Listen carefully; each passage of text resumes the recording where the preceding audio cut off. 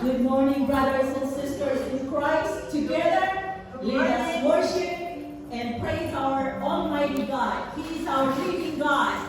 Let us worship together. And please, silence your cell phones. Thank you.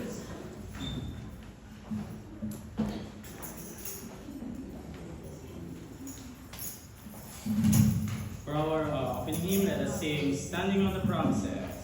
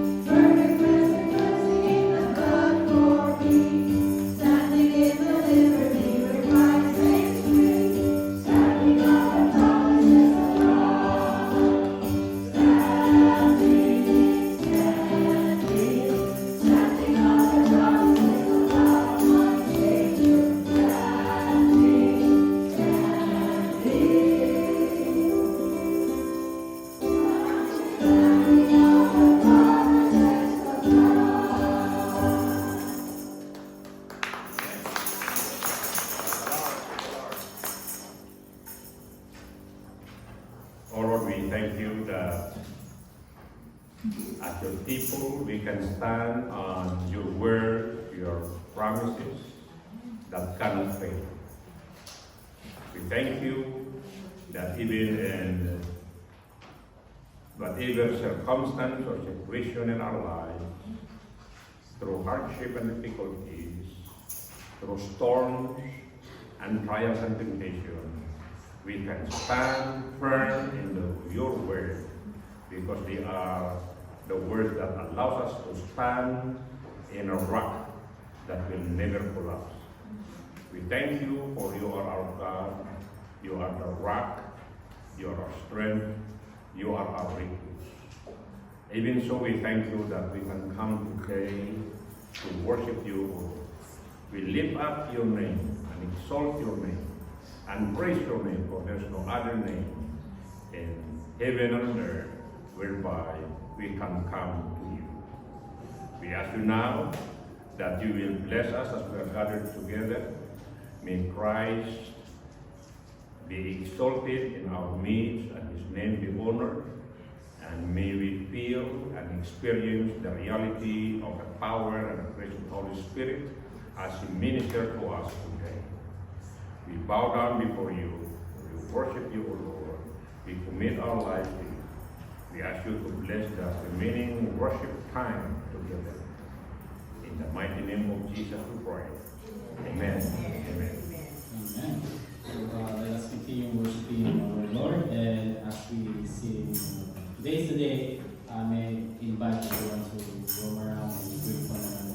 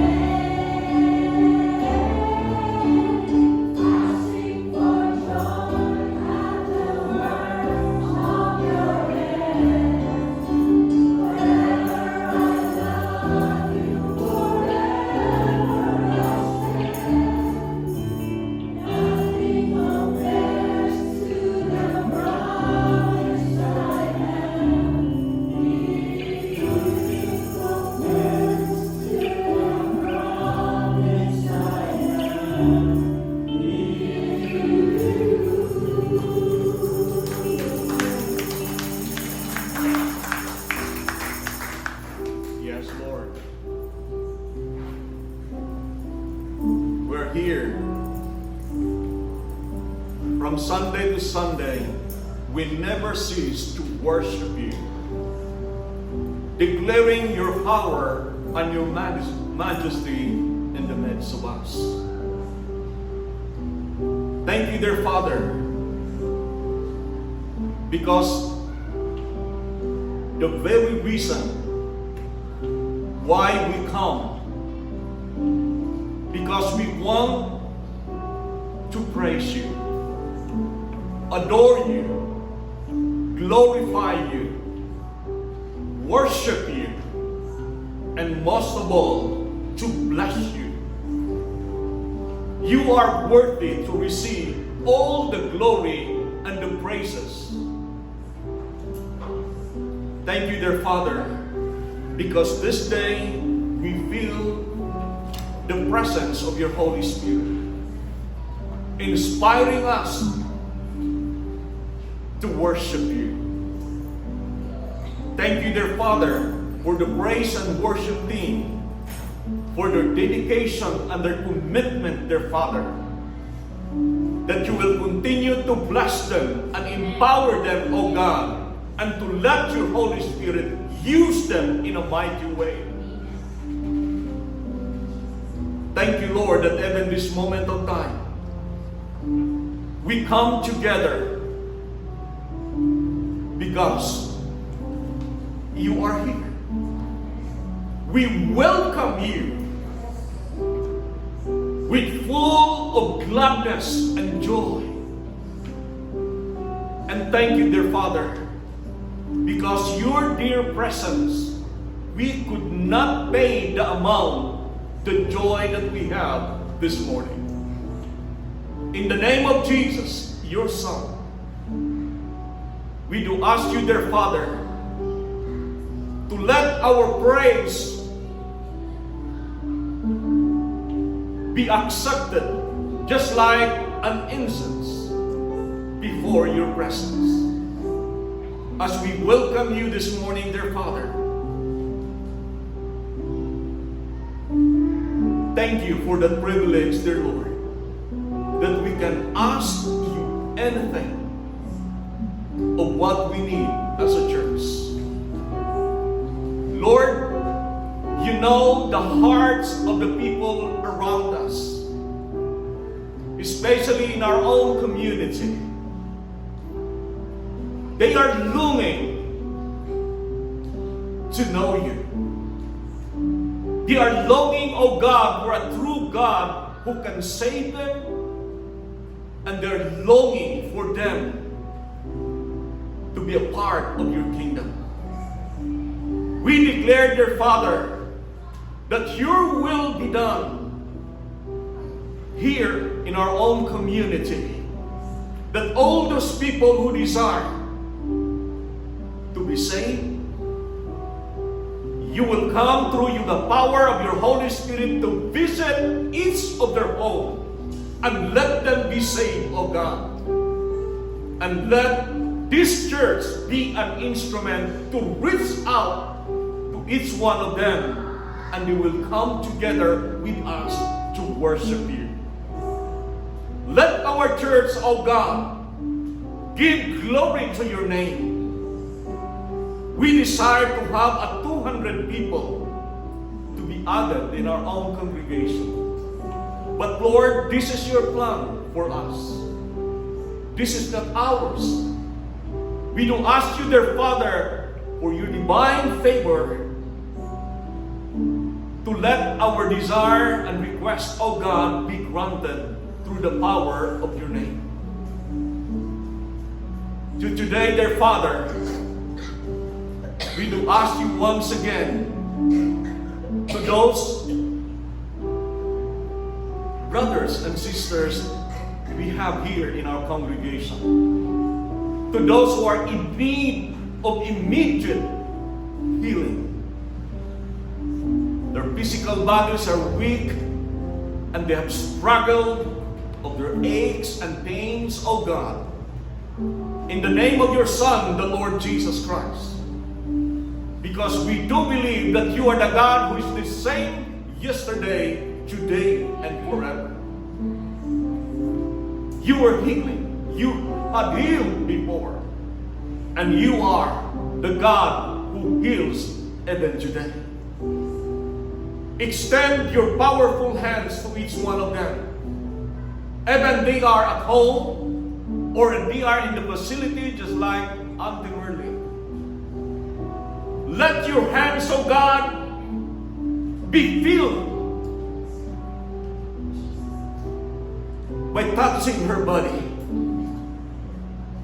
Wherever she is right now, what she is doing, what she is thinking, let your hands and your comfort, your divine care to be with her. And even for Ludwig, oh God, the plan of his life, oh God, be manifested unto him. And thank you, dear Father, that you will give him a miraculous healing through your power. And this moment of time, oh God, let our church can experience tremendous growth. And even Pastor Ed, we desire that there will be a signs and wonders, miracles that we witness in our church. And thank you, dear Father, that this desire be granted in accordance to your will. So Lord, right now, all the glories and the praises that belongs to you, we give back it to you, O God. In Christ's name, amen and amen.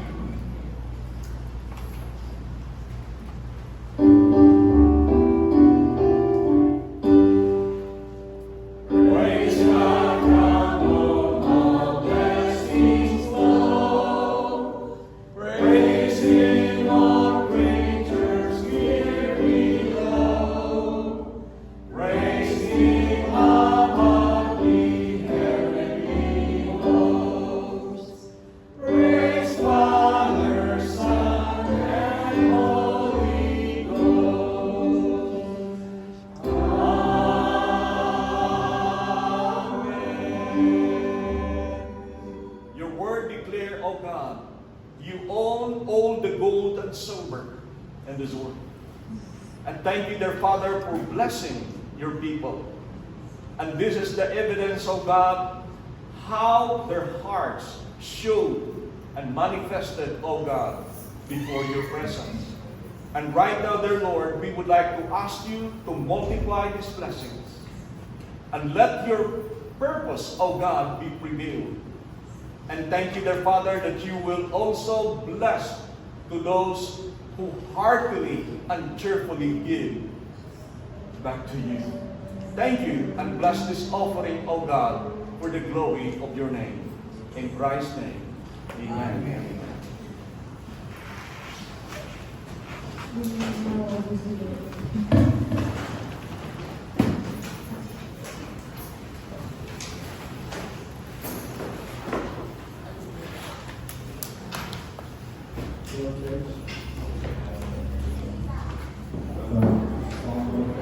Verses 7 through 12, Romans 8, 31 through 39. First reading is Psalm 139, 7 through 12, and we'll be reading the New International Version, NIV. Where can I go from your spirit? Where can I flee from your presence? If I go to the heavens, you are there. If I make my bed in the depths, you are there. If I rise on the wings of the dawn, if I stand on the far side of the sea, even though your hand will have regard me, your right hand will hold me fast.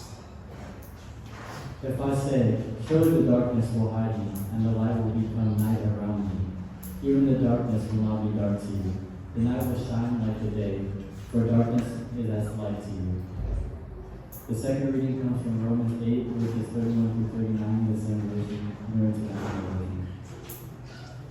What then shall we say in response to these things? If God is for us, who can be against us? He who did not spare his own son, but gave him up for us all, how will He not also, along with Him, graciously give us all things? Who will bring any charge against those God has chosen? It is God who testifies.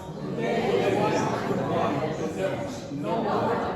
Christ Jesus died, raised to life, is at the right hand of God, interceding for us. Who shall separate us from the love of Christ?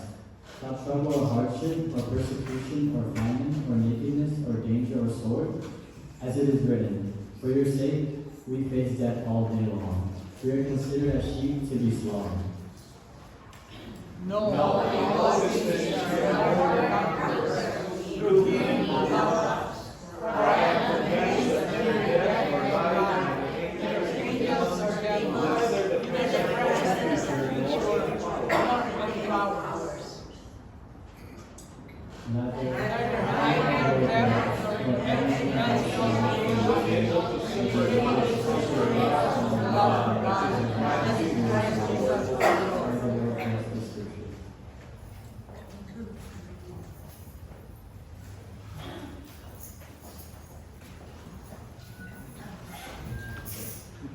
Praise the Lord.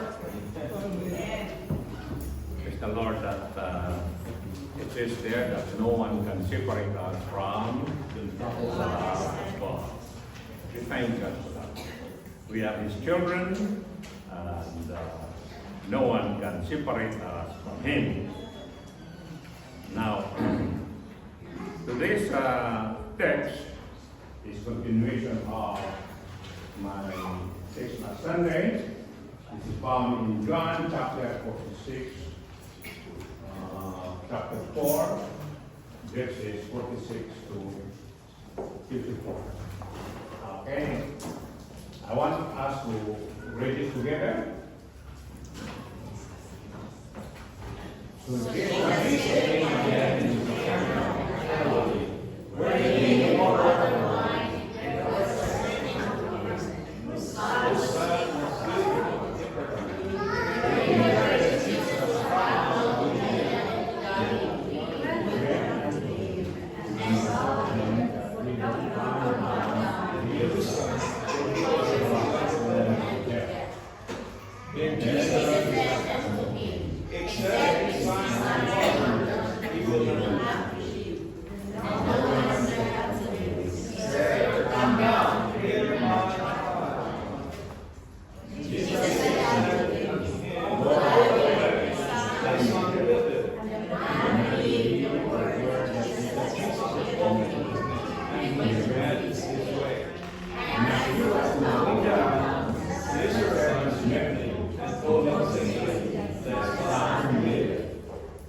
Then he cried, and all came down. Amen. And said unto him, Yesterday was not our darkness. So the Father knew that what was in the heart, and which Jesus said unto him, Thy son liveth, and shall live, and his whole house. This is again the second miracle that Jesus did, when he was found among the and in Galilee. Okay. The title of our message today is the stages of the Christian life. It can be entitled also, Where are you now in your faith? Where are you now in your Christian journey? Now, faith in the Bible is defined according to Hebrews chapter 11, verse 1, as the assurance of things hoped for, the evidence of things not seen. This is a very, very tricky definition. It simply means it is believing God's word and obeying what He says regardless of any circumstance and situation, even though we could not see it yet. The Christian life is a life of faith. The Christian life is a life of faith. We are told by Paul said that we walk not according to the flesh, but we walk by faith. In the Amplified Bible, it says here, and let me read it to you. Now faith is the assurance, the confirmation, the title deed. That's what I want to. It is the assurance. It is like a title deed. Now, if you own a property, one of the assurance, the evidence that you own that is that you have a title deed to the property. You hold it. I own land in the Philippines. I am not there. But the title deed is with me. No one can assume ownership of that land because that land is under my ownership. Now, it is here the evidence of things not seen. We could not see heaven, do you? We could not see it. But we believe. We believe. That faith, that belief that is in our heart is an evidence. It is a conviction of that reality. We have not seen Jesus who died at the cross. But we believe him. We believe that as a true fact. And it's real. And our belief on him dying at the cross is the evidence that we believe in him, that he really dies for me and for you. Thus the Apostle Paul said, in 2 Corinthians chapter 4, verse 18, he said, so we fix our eyes not on what we have seen, but on what is unseen. Since what is seen is temporary, and the things that are not seen is eternal. So everything here on earth is temporary. Everything here on earth is temporary. Because we see it. But there are things that we could not see that is eternal. The eternal life that God has given to us, we could not see that. But it is a reality in life. In life. Now, the encounter of Jesus, of the nobleman with Jesus, shows us different stages of faith that everyone should experience in his or her Christian journey. And it is my prayer that as we discuss this morning, you can gauge yourself as to where you are in that journey. You can measure up as to where you are. Now, these stages are, we have the starting faith, asking faith, resting faith, seeing faith, and sharing faith. 5 of them. And we can easily remember beginning, starting, resting, asking, meaning requesting. Have you ever requested God? Requesting or resting, have we trusted God in His word? On seeing, have you really seen the promise of God fulfilled? And then sharing, have you shared your faith so that others will know? Now, these are the 5 stages that we can see in our story this morning. Now, the starting faith, let's start with that. The starting faith. Everything here on earth has a beginning. Everything here on earth has a beginning. Those things that man cannot do It was started with God, by God.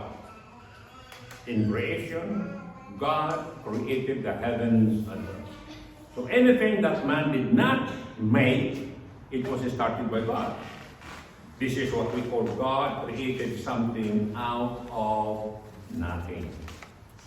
Now if you see something here on earth that was done by man, that is done by man, we see that invention by man, according to his own capability and knowledge. For example, it is done with pre-existing materials. For example, you want to build an airplane. Man first had an idea. Said, oh, maybe he saw the birds flying, and through the centuries, man tried to imitate the bird that man can fly. Many parents, according to, because they tried to jump into the cliff, thinking that they can fly, they have these artificial wings. Lo and behold, they went into the ocean and they died. And eventually, through series of experiments and everything, that concept became a reality. It is known now as an airplane. Now, in the mine, it started with the mine, and the engineer started to draw a prototype, build an engine, and then finally it came into being, into existence rather. That is an invention. And everything, here on earth, medicine, philosophers, philosophy and life, it's been invented by philosophers. Faith has a beginning also.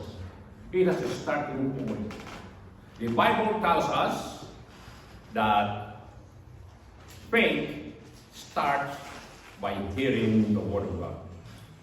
Faith comes by hearing, and by hearing the Word of God, according to Romans chapter 10, verse 17. So all of us, we hear that. But the manner we come to Jesus varies. The manner. For example, we come to church because it was customary of my family that will go to church. By custom, I'll go to church. But it doesn't mean that I've experienced Jesus personally. In my childhood, I have been to the church. I didn't even understand anything. I was a child listening to the long sermon of the pastor. Oh boy, I did not understand anything. See? I only remember one of the things that it has been taught by our Sunday school teacher, which is that in heaven, one day, there's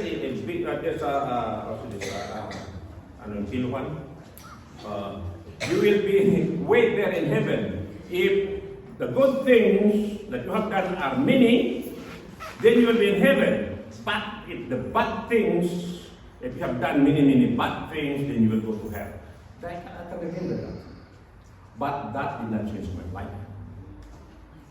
So, but I came to know Jesus personally when I was at the age of 21.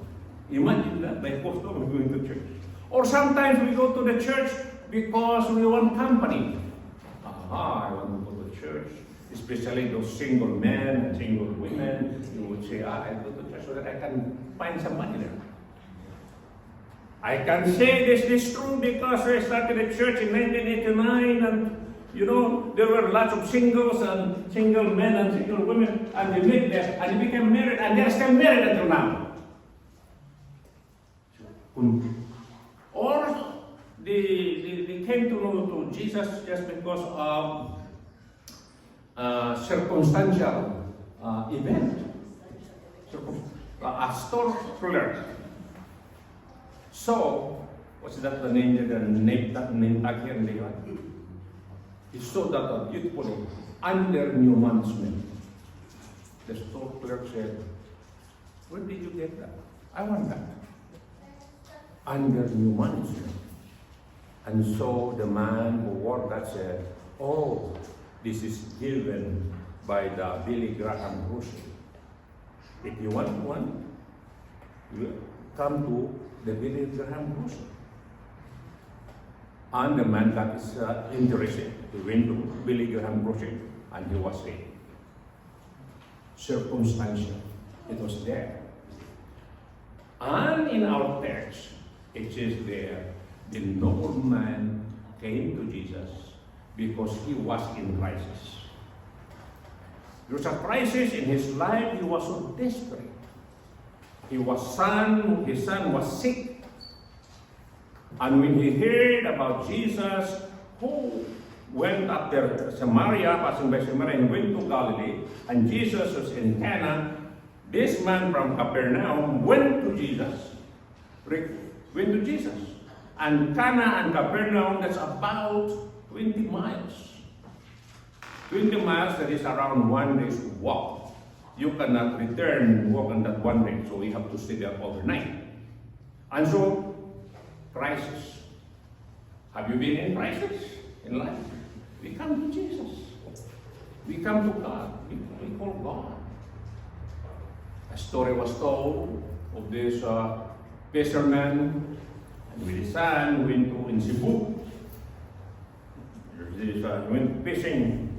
And in Cebu, bagong banda yan, this is where many fish are.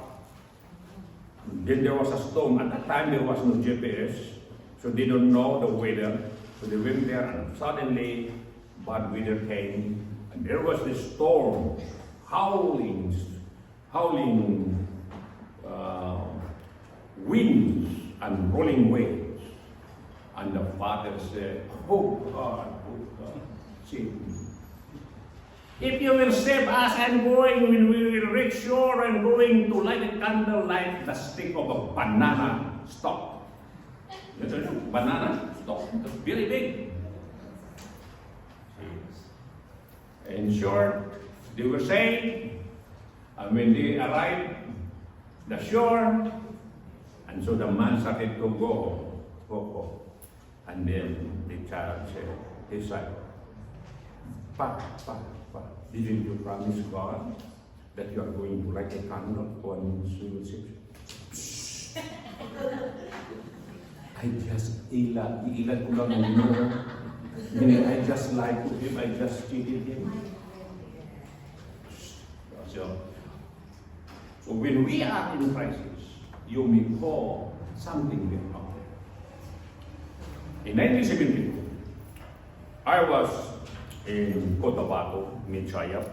I was an intern there. You know that, is right? And there was a young man who stayed with us because the district superintendent requested me that young man will stay with me because the parents wanted him to be there. And so, one day I asked this young man, how did your family come to know Jesus? He said, told me a story.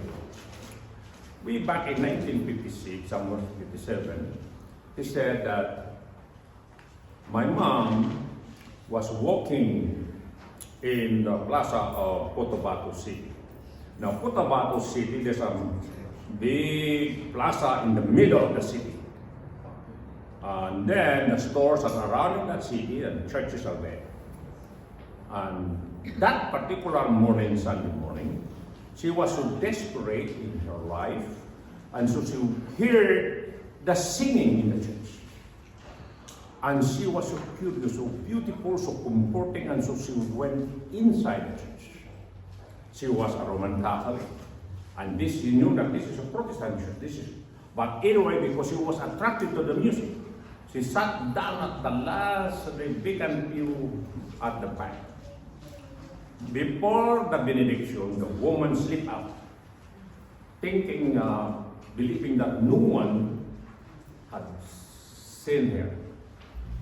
But one of the members of this church knew her and had seen her. In the afternoon, he said to the women in the church, maybe we will follow her up. We'll visit her. And so they did. And then you learn that the woman was so desperate. She was in crisis because his son had this hernia and had to be operated on the following day, Monday. And at that time, surgery technology was not so, it was quite rude. It's not so popular, that surgery is not so popular. And so the doctor said that it is a 50-50. Either he will die or he will live. And so this group of women said, would it be all right if our pastor will go there tomorrow and pray for the boy? Of course we will not. And so the doctor, the pastor, in fact, if you are in the Christian Missionary Alliance, you may know him, the late Reverend Madrugal. And so he laid his hands and prayed for the boy.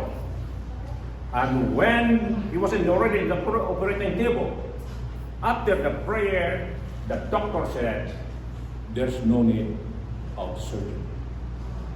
The woman, the mother, almost collapsed because she thought that her child died. She said, no.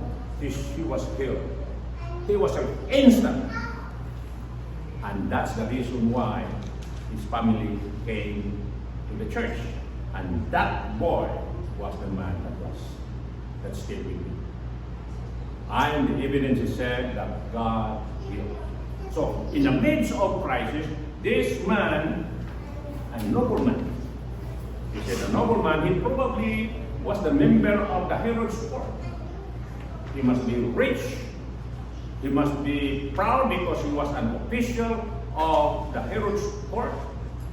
But when you are in crisis, you don't care. You don't care. Just so that you can go to someone that will help. And so, he went to Jesus. So the idea that, sometimes in our life we have that crisis. And we thank God. The Bible tells us in John chapter 6 that if we come to Jesus, He will not cast us away. Now, after we went to Jesus, we have this asking faith. The asking, the requesting, the pleading, the begging, we call it the pleading. And so he said to Jesus, without hesitation, he went to Jesus and said, Jesus, come down. Come down. So it means that Cana is in the upper country and Capernaum is in the lower country of Capernaum. Come down with me. Come down with me to my house in Capernaum and heal my son because he's at the point of death. There was this requesting. The Bible tells us that we have to make known our requests unto God. Be careful for nothing, but in everything by supplication and prayer, making known our requests unto God. That's what it says in the Bible. Now, without hesitation, he asked Jesus. And then there was this teaching moment that you people, unless you see signs and wonders, you will not believe. So people at that time, we have this already philosophy that unless you see, you won't believe. And this is also the mantra today. Unless I see it, I won't believe. To see is to believe. We are used to that. We are used to that. So, this is what it says. This is what it says here. He made known his request, come down and heal my son. There was no hesitation. And Jesus said, unless you see signs and wonders, you will not believe. But anyway, the man again said, please come down. The word Jesus said that. Come down, lest my son will die. There is this asking, then persisting asking. Not only just merely asking, but persistently asking. Continue to ask God. And this is the practice in the Bible. And Jesus said, go your way. Go your way, your son live. You see, go your way, your son live. And the Bible says that the man went. The man believed and he went his way. Faith, therefore, belief, therefore, is resting on the promise of God, on the word of God. Go your way. He did not see it yet, but he believed. And so he went his way. He did not seek or seek an opinion. To us today, we are used to that, right? If you are sick and something, the doctor will see something wrong in your body, the first thing that you will hear from your loved one is that, did you seek an opinion? Seek an opinion? Do you have further examination? You see, that is very hard to practice, to practice the word of Jesus, believing, resting on his words, go your way, that's quite difficult. That is quite hard. But this man just believed. He did not go, maybe I will search for another prophet here, maybe I can inquire if there is any other way. I remember Naaman, the general of the king of Syria. He was a very powerful man, the second in rank to the king. He was the general. And the Bible tells us the only thing wrong with him is that he was a leper. He was a leper. Now, in that situation, in his home, he had a little girl, a maid, a slave. And this slave said, "Oh, that my master will know that there is a prophet in Israel that will heal any illness." When Naaman heard that, knowing his desperate situation, he asked the king of his kingdom, "Can they write a letter to the king of Israel, and so that I will know where this prophet is, so that he will heal my disease?" And so Naaman went to the king of Israel, and the king of Israel said, "Oh, this man is trying to make war with me. I don't even know where is this man." Somebody told Naaman that the man was the prophet Elijah. What happened was, when he was there at the house of Elijah, asking him to heal him, Elijah did not even go out of his house. He just sent the servant, tell the general, tell Naaman to go to the river of Jordan and dip there 7 times. Naaman was furious. You see? Oh, I thought that he is a healer, and I thought that he is will come out with me and meet me here and will call his God of heavens and do something and to help me. This is an insult. And then the servant said, "Let's go home."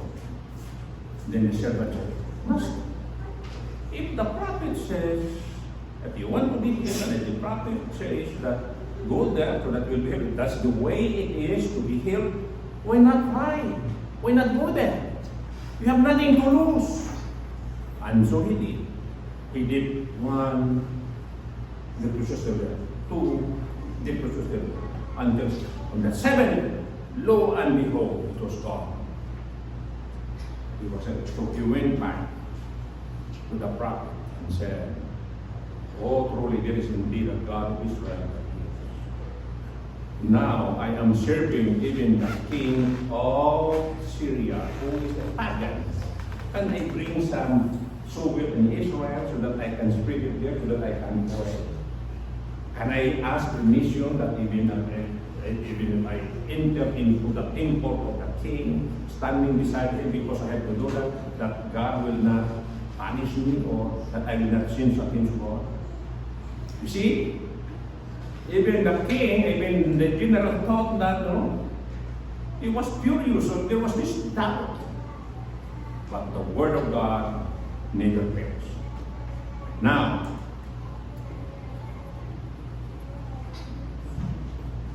belief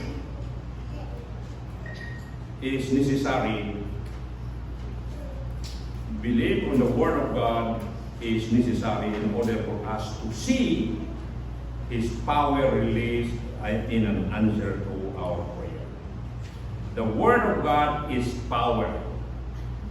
The Word of Jesus, who Jesus is the Word of God, is power. It's power over nature, power over the demons, power over the devil, power over death, and it's the same power. He upholds the universe by the word of His power. That's how powerful Jesus is. And so, as a result of that, as this man rested on the word of Jesus, and as he went home, started to come down, come from Galilee, his servant came to God to Cana also looking for him. And as they met on the road, the servant said, "Your son lives. You don't have to worry." And so the nobleman inquired, what time did he start to improve? In the mind of the nobleman, the healing was gradual. But the servant said, it was yesterday, 7 o'clock. The fever left. He was healed. And the nobleman remembered that it was in that same hour that Jesus said, "Go your way, and your son lives." He sees the confirmation of the fulfillment of the promise of the Lord. Go, and you will see, and your son lives. Faith, therefore, is doing the word of God, regardless of the situation, regardless of the circumstance. The circumstance may be, or the situation may be unfavorable, yet we do it anyway, because it is the Word of God. The Word of God, the Word of Jesus is power. If we can just do that, we will see His power released in answering our prayer. Have you ever experienced that? Okay, so seeing faith. Now, in that, you notice that the healing was instantaneous. Healing in the Bible done by Jesus are always instantaneous, except one. In Mark chapter 8, there's a story there of a blind man that Jesus healed. He spit on the eyes of the blind man, and he said, "Did you see something?" And the man said, "Oh, I saw men like trees walking." And Jesus touched him again, and then he said, "Oh, I see now men walking." This is the only instant where the miracle was gradual. All other miracles are always instant. In this miracle that Jesus performed, we see His deity. We see His deity. His deity is, we can always see the deity of God through His attributes. Omnipotent, omnipresent, omniscience. Omniscience, Jesus, even though the sick boy was 20 miles away, He knew where the boy was, or the boy is. Even though that the boy is there 20 miles, Jesus was there. Even though that the boy is 20 miles away, the power of God was not limited by space. We see this. The first miracle of Jesus that He performed was turning water into wine. The idea there, instantaneous. God performed miracle and He transcends time, because it will take time to produce wine. So, time. And then, It also involves space. It transcends space, 20 miles away. The healing took place when Jesus said, "Go, your son lives." It happened that very hour. We say here, Jesus transcends time and space, proving his deity, that he is God. Now, of course, God the Father is always at work. He always produces wine and food. But when God use seasons in order to produce that, it took several years for a grape to bear fruit. And when it will bear fruit, man will gather the fruit, squeeze it to produce the juice, and then put it in the pot, ferment it, and as a result of that, it results in wine. I don't know how it is over to make wine. Somebody said this is not my own. I heard it in a talk show somewhere that the proof, according to him, the proof that we came from a mountain, is that drunkenness, it comes from the mountain. And that's the only thing that we inherited from the mountain. You know why?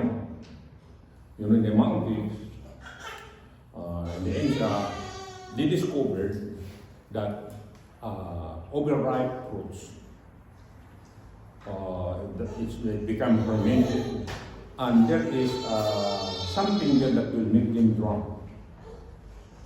And so the monkeys realized that if this kind of fruit now it becomes overripe, they will eat that so that they can become drunkards and they can be chosen. And that's the only thing that we inherited from the mountain. Making wine, discovering wine. Right? Now here, it will take 5 to 7 weeks to make a wine. But it takes years if you want the wine will be swampy and mellow. You have to age it so that it will become very tasty and nice and suave. It takes time. But Jesus just turned it instantaneously. Now, it takes time to produce bread. But Jesus multiplied the bread, 7, how many loaves? 2 loaves?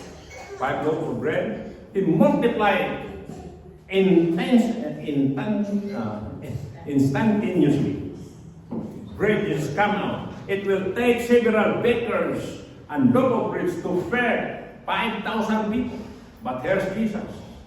Multiply the bread, multiply the bread, multiply the pieces, multiply the pieces. Jesus transcends time, transcend space, transcend human limitations, and we are so glad that He is our transcend. So, I hope that as on our Christian journey, you will be able to see where you are now. I've been saying all along that the Christian journey, the Christian life, is that we are walking in the realms of the supernatural. Supernatural in a sense that the Christian life is a supernatural life. We are serving a supernatural God. We are no ordinary people in this world. God transported us from the domain of darkness and transferred us into the kingdom of His Son. And the kingdom of His Son is the kingdom of light. And we are there. That's where we should be. Now, faith does not end there. The man went home and he believed, and his household were converted. The household believed. And he is so today. We do not inherit faith, but we can share it. We can receive it. And as we receive, and as we have that joy in our heart, we share it to somebody else. Because salvation with the Lord gives us joy and peace and love. When you receive joy, you cannot hold it but to share. But to share. And this is what is happening. And so it is my prayer that you can gauge where you are now. If you have not yet started in this Christian journey known as faith, it is time for us. It is time for you to open that heart of yours and say to the Lord, yes, Lord, come into my heart. And then it is there, learn to ask from God. Asking God, as our Heavenly Father, is a sign that you believe in Him. Then trusting in His promise. Trusting in His promise. And then you can see God at work in your life. And then as you have see God at work in your life, then we share. And that's how the Christian life is, and that's how the Christian church grows. People share the word of God. Okay? So, it is my prayer that your faith has grown to maturity and you are sharing that faith with somebody else. Lord God, I ask you to bless the words into our hearts. We thank you for the faith that you have given to us in Christ Jesus. We thank you, O Lord, that you are the God who cannot fail. We thank you, Lord, that you are the God who answers our prayer. In Jesus' name we pray. Amen. We will have our communion this time.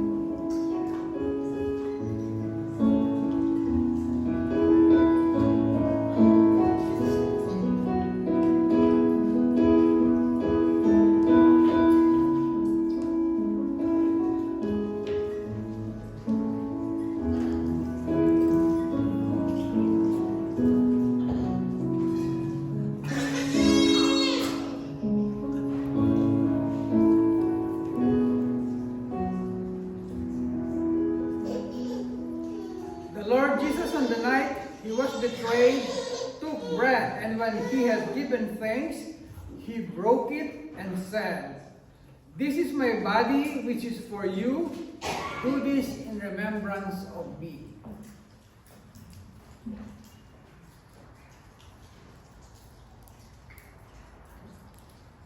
In the same way, after supper, he took the cup, saying, "This cup is the new covenant in my blood. Do this whenever you drink it in remembrance of me."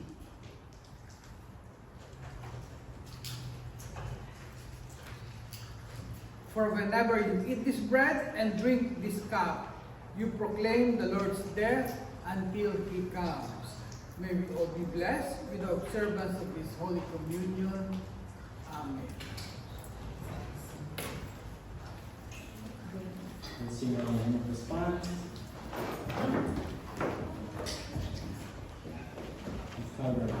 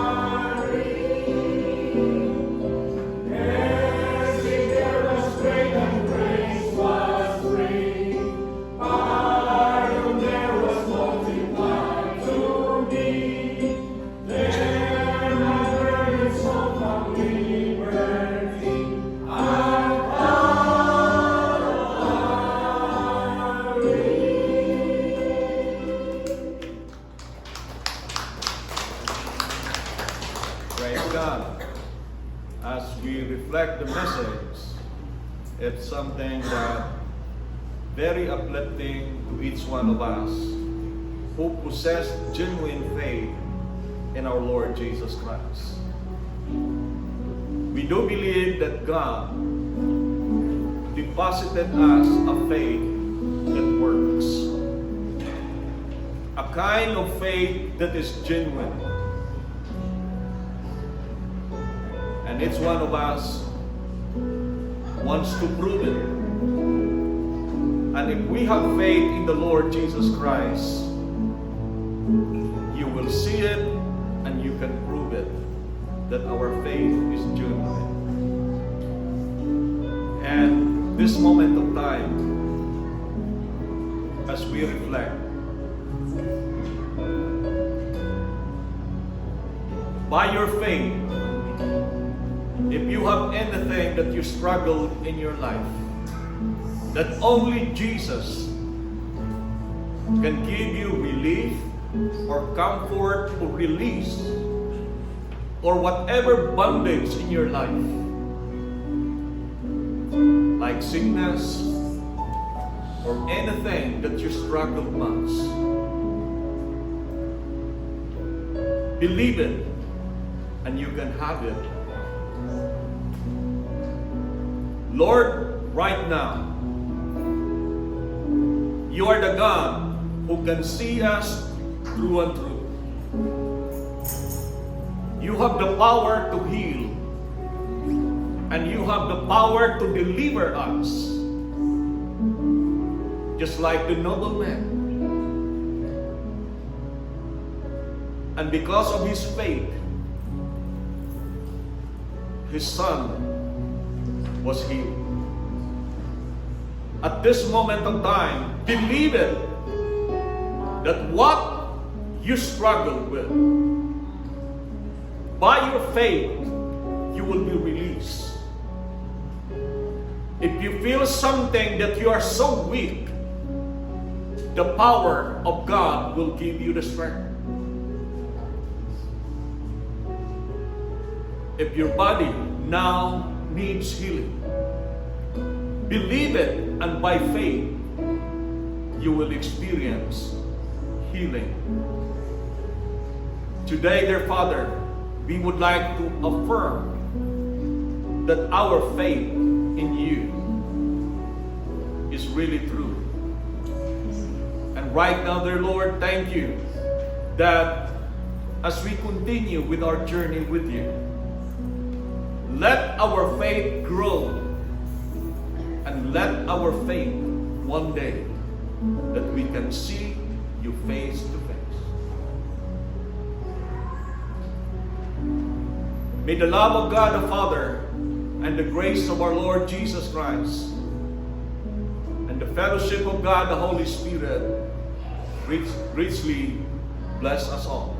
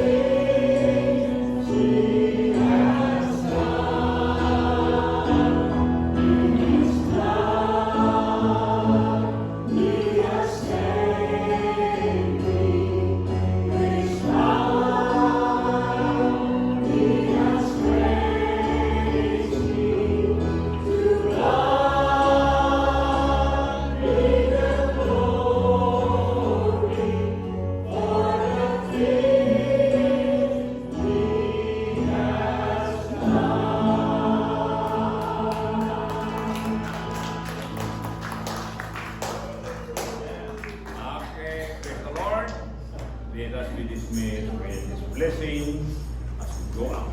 Okay, let's sit down for a moment.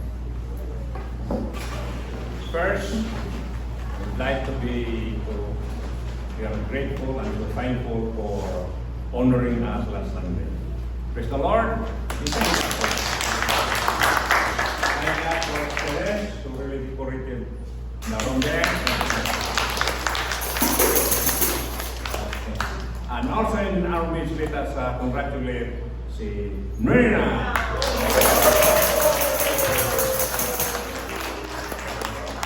She just passed the nurse LVN examination.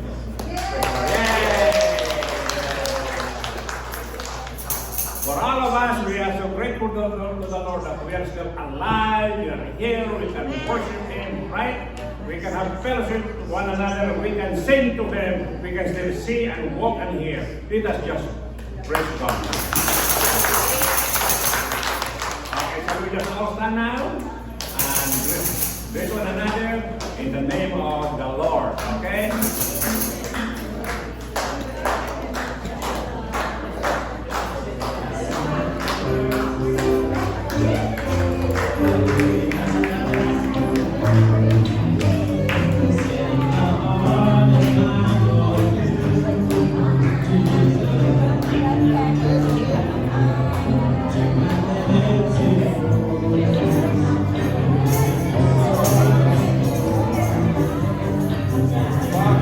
Up again.